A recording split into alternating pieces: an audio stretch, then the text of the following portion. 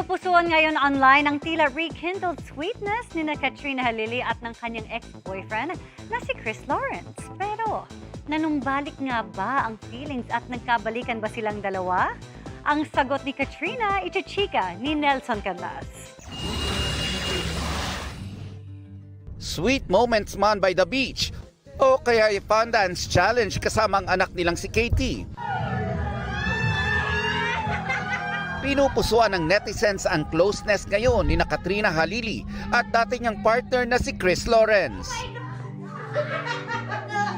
Curious ang netizens.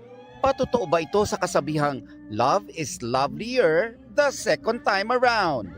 Nang tanungin kung nanumbalik ba ang feelings ng dalawa, sagot ni Katrina, what you see is what you get. Siyempre, tatanong ko sa iyo yung mga tanong ng netizens. Ha? Sure. Nagkabalikan ba? Sa balikan po,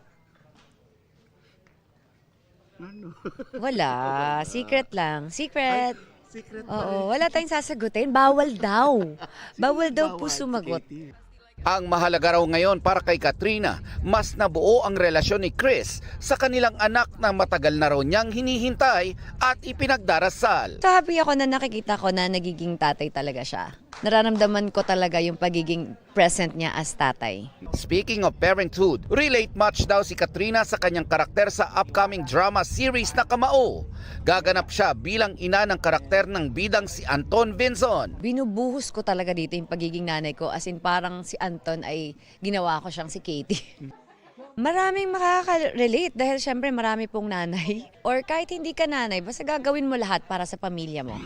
Nelson Canlas, updated sa Showbiz Happenings.